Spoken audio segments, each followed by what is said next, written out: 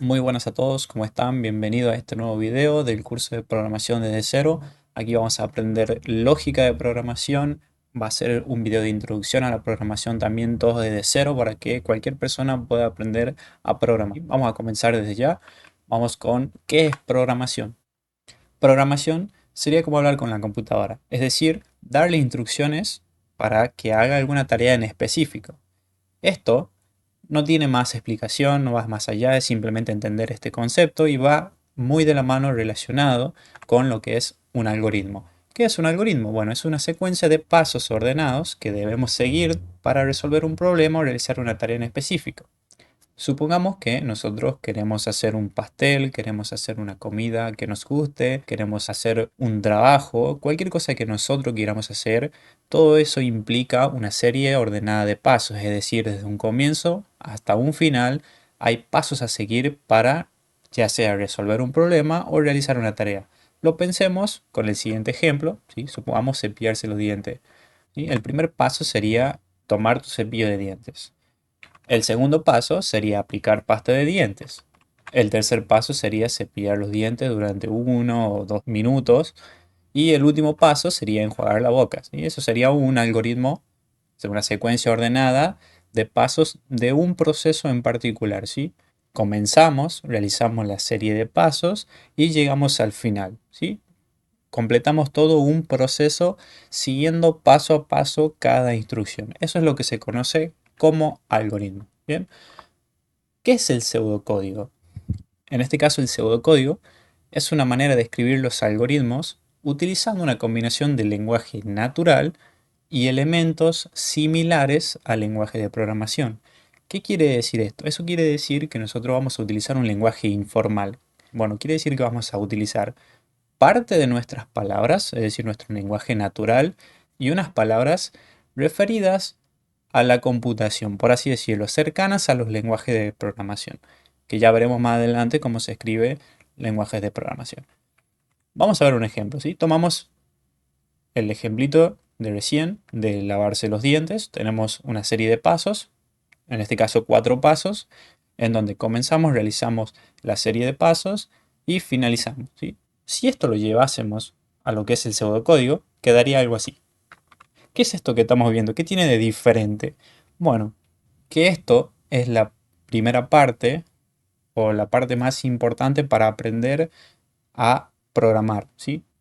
Lo que ustedes están viendo en pantalla básicamente no es más y nada menos que un pseudocódigo, es decir, un algoritmo escrito en pseudocódigo, ¿sí? Podemos ver palabras que están pintadas en azules, que son palabritas ya reservadas. ¿Qué quiere decir palabrita reservada? Acá ya empezamos a ver conceptos de la programación, quiere decir palabritas que ya tienen una función dentro de un lenguaje, ¿sí?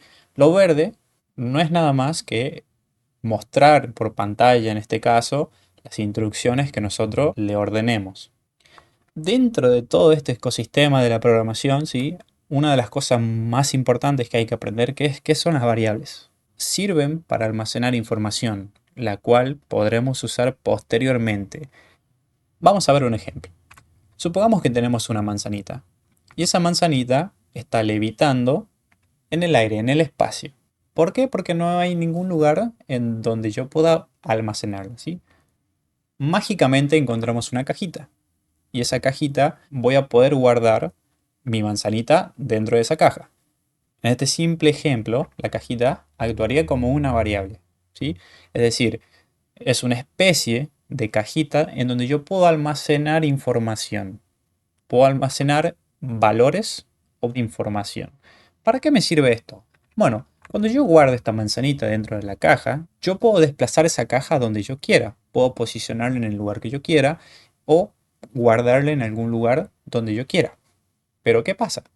Yo siempre sabré que dentro de esa caja hay una manzanita porque yo la guardé. Bueno, en este caso dijimos que la caja representaría una variable. Pero nosotros podemos darle nombres a esa cajita, es decir, en vez de llamarla variable, le podemos llamar caja con manzana. ¿Por qué? Porque nosotros queremos. Es decir, es una forma más fácil para identificar qué es lo que hay adentro de esa variable, ¿sí? Es decir, cuando yo lea en mi código caja con manzana, lo que yo voy a imaginar o voy a recordar es la manzanita, es decir, el valor o la información que yo almacené en esa cajita. Para eso es que se le da nombres coherentes a las variables, básicamente para que se refieran al valor que tienen dentro. Vamos a ver un ejemplo. ¿Sí? Supongamos que tenemos números por la pantalla flotando, como las manzanitas que teníamos recién. Tenemos el 12, tenemos un nombre, ¿sí? Tenemos un valor de verdad, tenemos otros números, etc. Todos esos numeritos están flotando en la pantalla, en el espacio. ¿Sí? En nuestro código eso no puede estar así. En la programación nada flota, nada queda en el aire. Todo lo guardamos en variables, en cajitas. ¿Para qué? Para poder manejarlas y hacer operaciones entre ellas. Bueno, entonces, ¿cómo podemos resolver esto que tenemos aquí? Lo más importante sería crear variables para cada uno e ir almacenando cada valor en cada variable, ¿sí? Bueno, nosotros como estamos viendo aquí, hemos creado 4 variables, número entero, pi, mi nombre y opción. Cada una de esas variables está almacenando distinto tipo de datos, distinto tipo de información. Están almacenando números, números decimales, texto y valores de verdad. ¿Qué son esas cosas? Bueno, esa información que está guardando básicamente son tipos de datos. Como bien dice el título, son tipos de información que yo guardo en mis variables. Yo voy a tener diferentes tipos en lo que es en la programación. Básicamente se va a dividir esto en 3 grupos grandes, por así decirlo. El primero es los tipos numéricos, los segundos son los textos que vamos a encontrar y los terceros son los valores booleanos o valores de verdad. Dentro de los valores numéricos nosotros vamos a encontrar una división donde tendríamos los números enteros, que en la programación se conoce como int, luego tendríamos los decimales, que en programación se conoce como float, y los complejos, que en la programación se los conoce como complex, que son todos los números imaginarios, etcétera, etcétera. En programación al texto se lo conoce como strings y es muy importante que siempre vaya entre comillas. Y los datos booleanos se pueden dividir en dos, ¿sí? Que son true y false, es decir, verdadero y falso.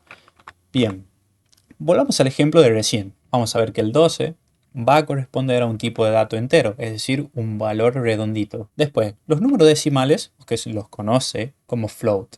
Cuando nosotros leamos en la programación float, tenemos que saber que nos estamos haciendo referencia a los números con decimales. El siguiente tipo es string. ¿Por qué? Porque es un texto que está entre comillas.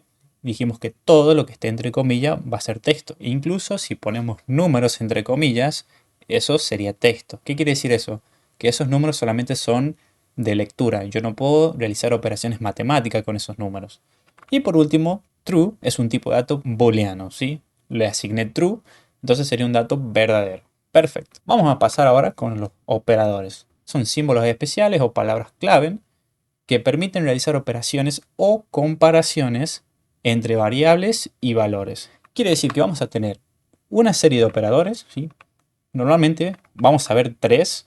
Existen más, pero ahora para entender la lógica de la programación, ahora vamos a ver estos 3. Por ejemplo, tenemos los operadores aritméticos, que son los que vienen de la aritmética, es decir, de la matemática, como la suma, la resta, la multiplicación, la división y el módulo. Después tenemos los operadores de comparación, que sirven para comparar, donde tendríamos el igual a, diferente a, mayor, mayor o igual, menor y menor o igual.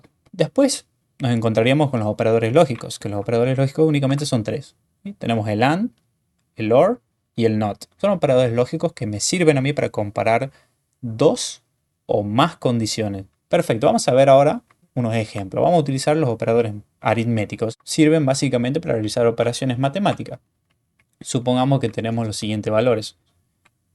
Eso nos daría la operación correspondiente, ¿sí? El resultado de cada operación. Nada nuevo, eso es matemática básica, ya lo conocemos. Ahora, los operadores de comparación y los lógicos tienen una particularidad que al utilizar los operadores dentro de una condición, la cual nos devolverían a nosotros dos valores, es decir, si se cumplió esa condición, o sea, un true, y si no se cumplió esa condición, un false. Veamos un ejemplo. Supongamos que tenemos las siguientes operaciones. 12 mayor a 6.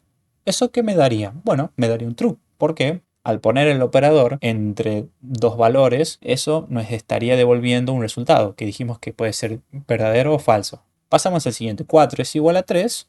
En este caso no es igual. ¿Por qué? Porque 4 no es igual a 3. Por lo tanto, esto me devolvería un false. 1 es menor o igual a 1. Sí. ¿Por qué? Porque el menor igual o el mayor igual evalúan dos condiciones, es decir, si es menor o si es igual. Una que no sea, comparo la otra. Y si no son ninguna, me devuelve un false. Pero si una de esas dos se cumple, me devolvería un verdadero. Es decir, 1 es igual a 1. No es menor, pero sí es igual. Entonces me devuelve un true. Y lo último, 0 es diferente de 123. Sí, eso es correcto. ¿Por qué? Porque 0 es diferente de 123. No es igual a 123. Por lo tanto, como se cumple la condición, me devuelve a mí un true. Bien, eso es todo lo que vamos a ver en este video, lo vamos a dejar acá. El siguiente video vamos a comenzar con lo que es diagrama de flujo, vamos a ver todas las estructuras, cómo usar todo lo que vinimos aprendiendo para así continuar aprendiendo sobre programación y, más importante aún, desarrollar la lógica de programación. Muchas gracias por ver el video. Si te gustó, no te olvides dejar tu like, comentar en la caja de los comentarios qué te pareció el video. Si hay algo que me olvidé de decir, por favor, házmelo saber. Y no te olvides de suscribirte, que me ayudas un montón.